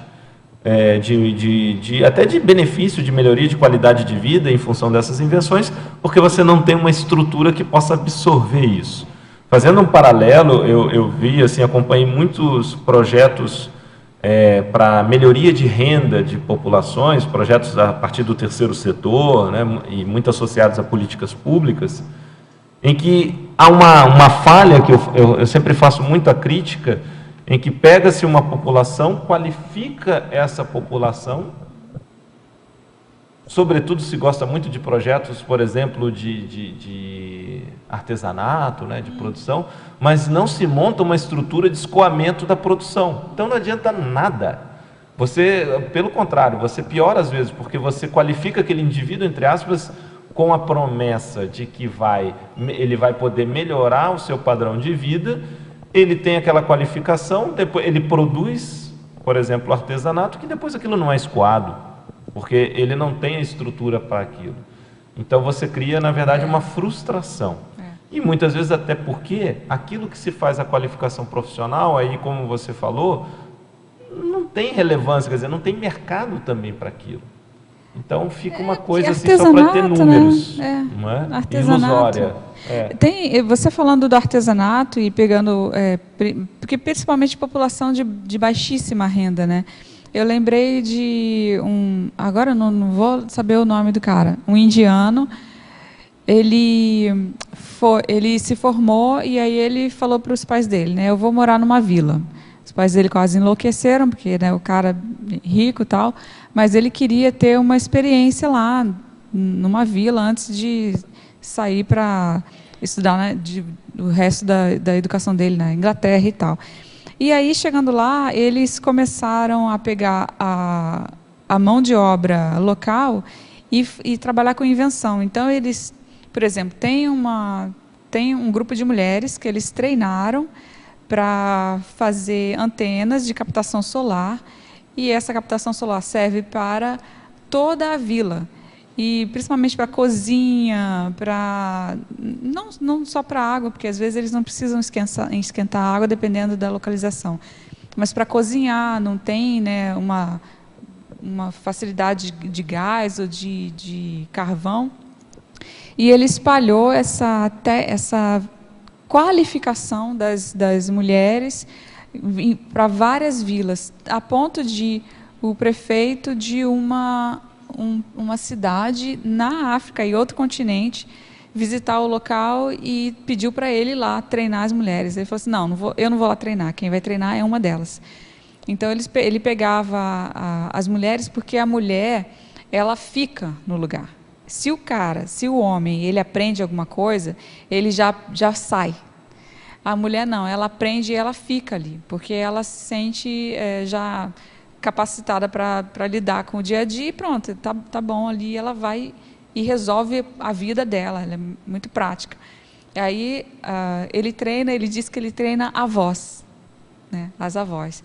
Então, você treinar, capacitar a pessoa para uma coisa útil, vai ser utilizado aquilo que ela está fazendo. Justamente.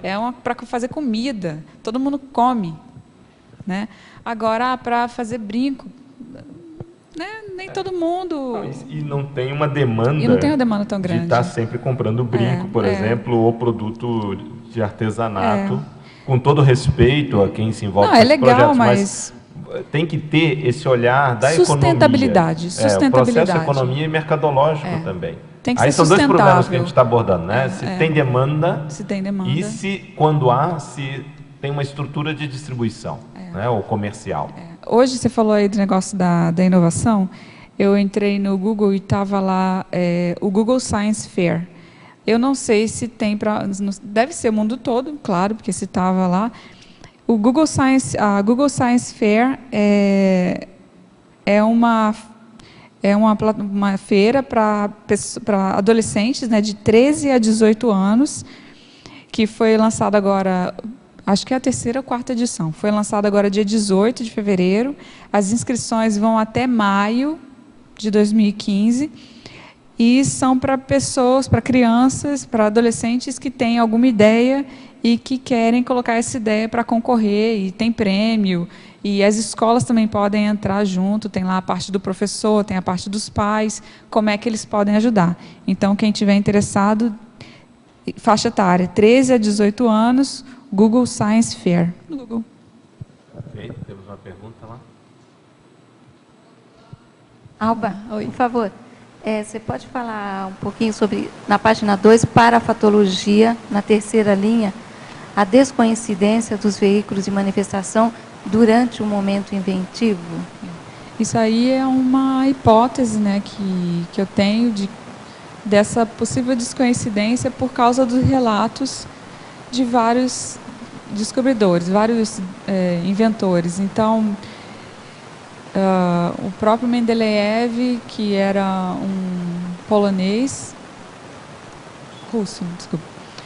um russo, ele conta que tirou uma soneca e quando voltou, né, da soneca, ele veio com informação toda na cabeça. Então, essa descoincidência dos veículos, esse problema da conexão cérebro para cérebro, como é que isso se dá? Isso é que acho que tinha que ser estudado para saber melhor os mecanismos de captação de ideias originais, para a gente conseguir fazer mais, né, replicar isso aí. Sim, entendi. Na mesma página, você podia falar na tecnologia sobre a deslavagem cerebral por meio da técnica da tábula rasa consciencial? Ah, tá. Essa é uma técnica que qualquer um de nós pode utilizar se a gente está, mesmo quando, né, para quem não está querendo inventar nada, mas só de você fazer essa essa técnica que tem até a descrição dos 700 experimentos da Conscienciologia, é a técnica de você desconsiderar esse conhecimento, esse apriorismo que você já tem de tudo que você já viu aqui. Então, é como se você chegasse nesse planeta como sendo um extraterrestre. Você é um ET aqui. Então, começa o dia já assim. Olha para tudo, né, com aquela ideia de questionamento, com aquela curiosidade. Então, você olha para o garfo, olha para a faca, olha para você mesmo, para o seu soma. Então, olha para tudo e para as pessoas também, né, em volta. Às vezes você vai ver jeitos de manifestação que você não viu nos outros. Você pode ver, às vezes, a aura das pessoas. Então, você vê tudo com um olhar novo.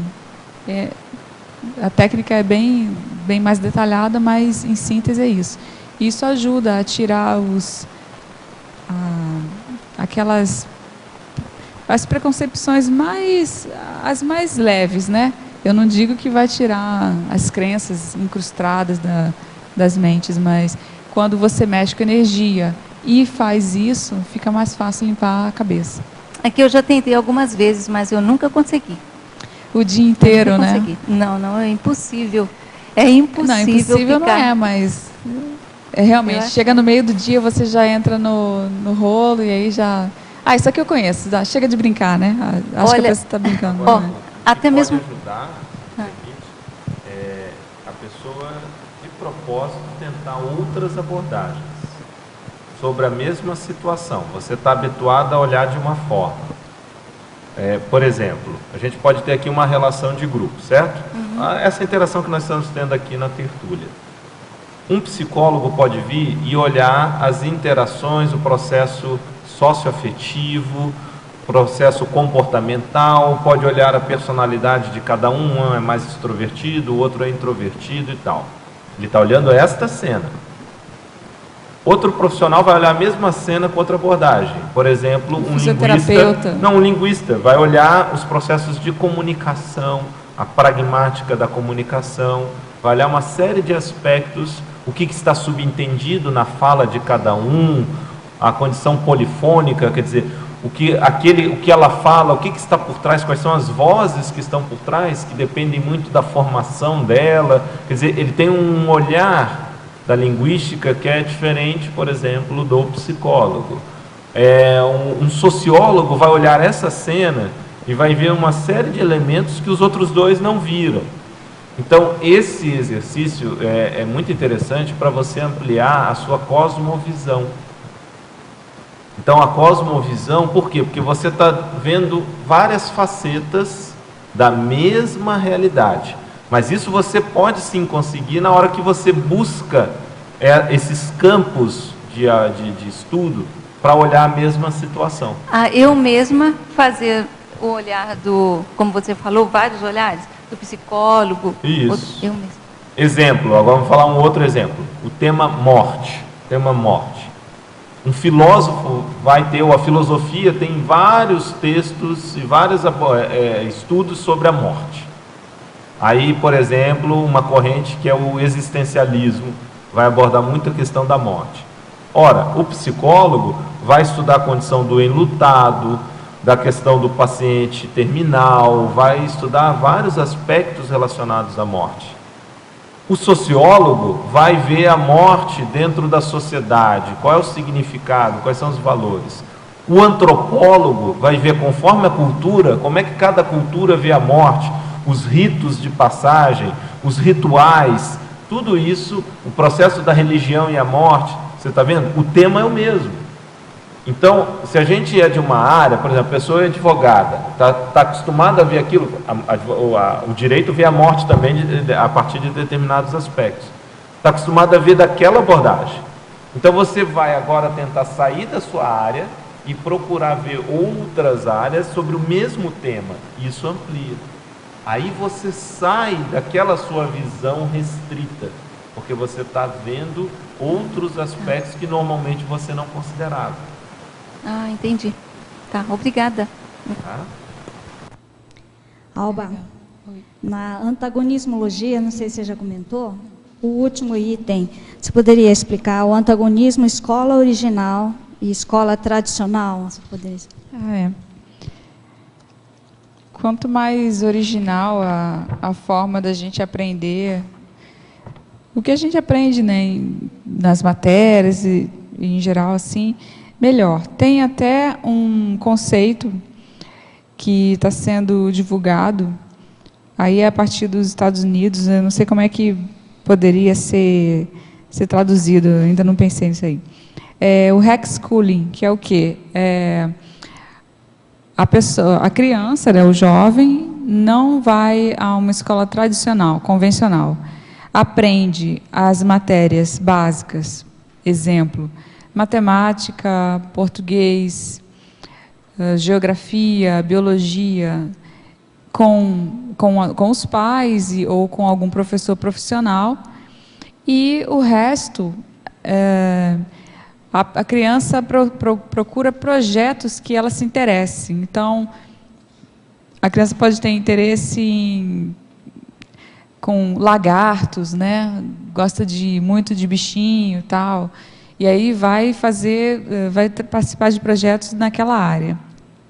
E, além disso, também tem uma parte social. Ela se engaja em algum movimento, às vezes de voluntariado na cidade dela, ou de algum trabalho social na cidade dela. Então, ela não fica isolada, né, fica estudando só com os pais, porque isso seria um retrocesso, no caso. Ela continua em contato com a comunidade e trabalhando com uma área que ela gosta, que seja interesse dela. E, além disso, tem aquelas matérias que ela estuda que são convencionais. Então, seria o conceito de homeschooling. Tem um menino na internet, ele tem um TED, agora, lá... não vou lembrar. Procurar homeschooling. E ele fala dessa ideia, e, além dele, tem vários outros. Então, é uma forma de você aprender as coisas, mas educar as pessoas já com a identidade delas, sabe? Com elas tendo a identidade, e não todo mundo sentadinho um atrás do outro, vamos fazer filinha, bota a mão no... Sabe? Eu fazia fila, botava a mão no ombro da frente, sabe? Aquela formalização, sabe?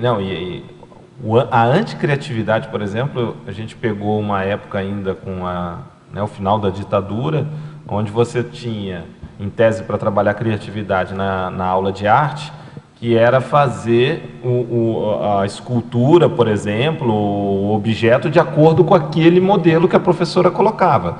Então, todo mundo tinha que fazer igual aquilo, quer dizer, não tinha criatividade nenhuma. Era a formação de bons copiadores. Pasteurização. O melhor trabalho era aquele que era idêntico ao modelo. Quanto mais próximo do convencional, maior a sua nota. Justamente. Então, isso já é essa mentalidade na escola. Né? A gente já vê. E outra coisa que agora, falando disso, me lembrei, se fala muito da condição da área acadêmica, né, como uma área de inovação, né? E, em parte, tem a sua razão. Mas se perdeu muito, até porque você tem hoje uma cultura acadêmica que é uma cultura da citação.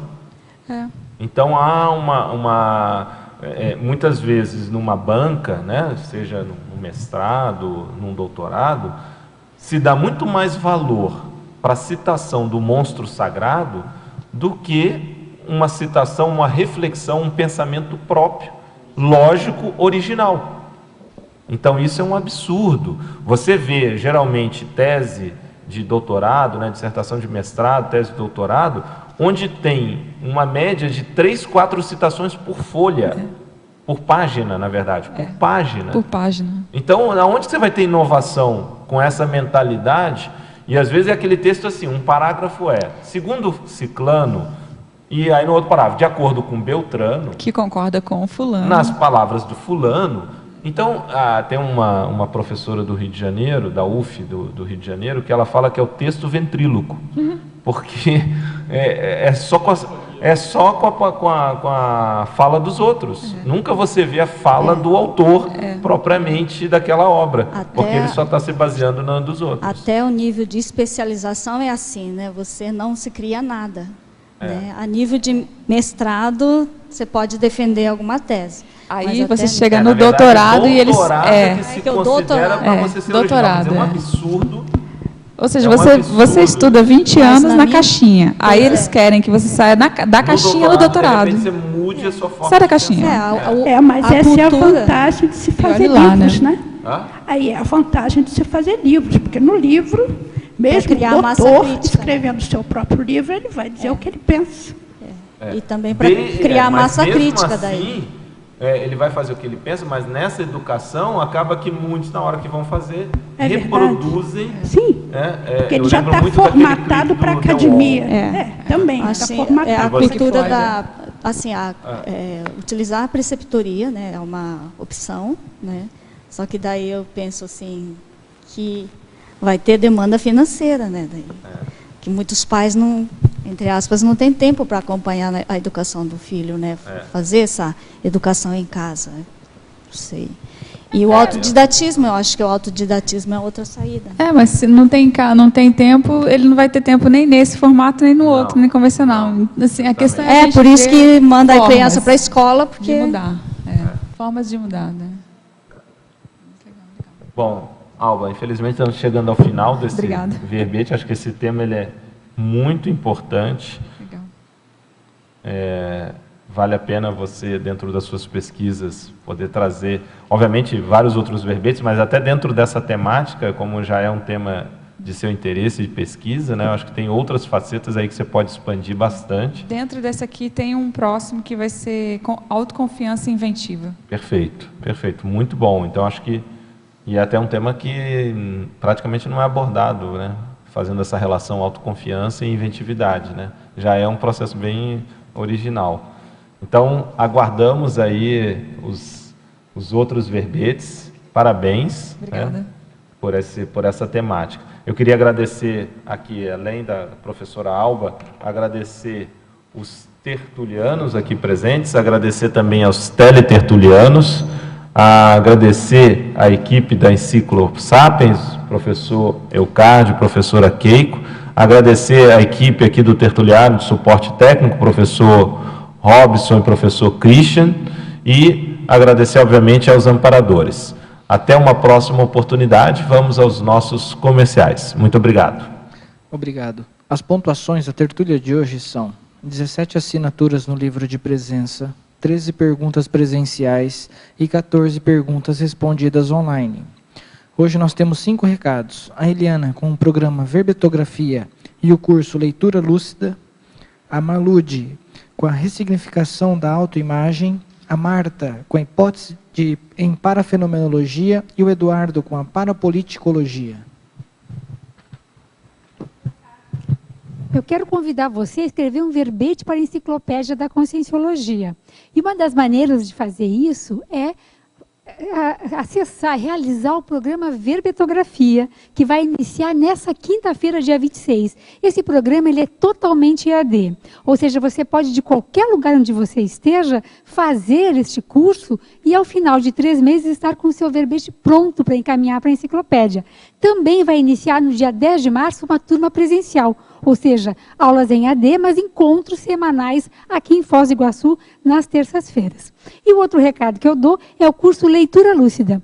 É um curso encomendado pelo professor Valdo Vieira para que a gente qualifique a nossa leitura, a qualidade da nossa leitura. É um curso também totalmente EAD, mas com módulos que podem ser presenciais, ou a pessoa pode estar aqui ou pode estar também à distância. E são 24 aulas no formato TED, com mais de 20 especialistas que falam para você como é que eles otimizam a sua própria leitura. Por exemplo, o professor Loche e o professor Otto Mendonça estão neste curso com as suas aulas, né, estimulando, enfim, ensinando, dando dicas bem práticas e técnicas de como qualificar diversificados tipos de leitura. Então, os 2 cursos, você entra em contato com o CAEC, as inscrições, e é pelo fone 45, nosso código de área, 35 25 26 52. Muito obrigada. Boa tarde a todos. Em nome da Reconsciência, eu venho divulgar um curso dia 1º de março, domingo próximo. O título é Ressignificação da Autoimagem.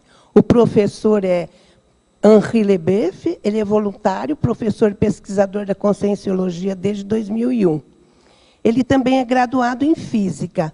O objetivo do curso visa criar um ambiente reflexivo sobre o papel da autoimagem e da sua ressignificação dinâmica nas manifestações e interações conscienciais, contribuindo para o desenvolvimento da autopesquisa e da interassistencialidade a partir do paradigma consciencial. A metodologia visa o escriba interdimensional, a exposição dialogada e debates. Então, será no discernimento, na sala 102, o horário é domingo, né, das 9 às 12 e das 15 às 18h30. As inscrições podem ser feitas pelo 45 9993 2000 ou também pelo e-mail reconscientia@gmail.com. Pode acessar também o facebook.com/reconscientia. Obrigada. Boa tarde. Nos dias 28/2 e 1/3, sábado e domingo próximos, será ministrado o curso Hipótese em Parafenomenologia do professor João Ricardo, que será na sede da CIP no Polo Discernimento. Alguns temas que serão abordados: discussão sobre as ciências parapsíquicas, análise crítica das principais hipóteses parapsíquicas, avaliação do parapsiquismo perante o materialismo, reflexões sobre pesquisas conscienciológicas e... só essa aqui é a última. Agora, mais informações pelo e-mail acip@acip.com ou pelo telefone 45 2102 1421. Obrigada.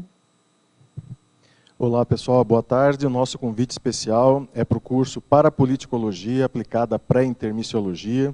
Esse curso foi desenvolvido para a pessoa que, de alguma maneira, sente dificuldade, insegurança ou algum bloqueio, a pessoa apresenta alguma trava no seu processo de liderança interassistencial. Então, aquela pessoa que, por algum motivo, não consegue exercer de uma maneira plena as suas qualidades, os seus trafores, no que diz respeito à liderança interassistencial cosmoética. A parapoliticologia é a ciência da liderança, e a pré-intermissiologia é a ciência dos resgates do nosso grupo karma mais antigo.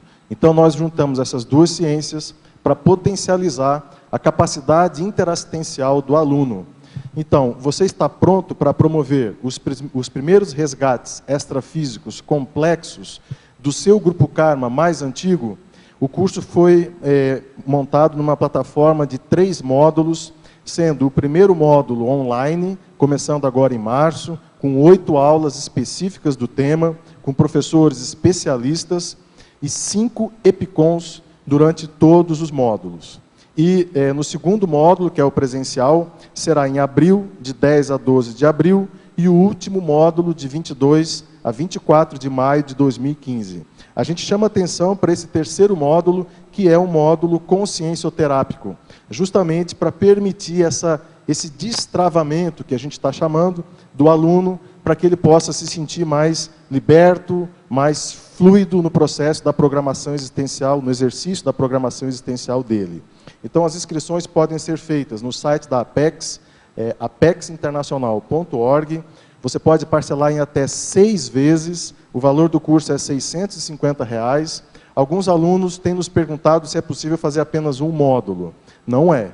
É apenas os 3 módulos, então R$ 650, parcelado em 6 vezes. Quem estiver em Foz do Iguaçu, puder ir até a OIC, também pode ser feita inscrição lá presencialmente na Organização Internacional de Consciencioterapia. Muito obrigado.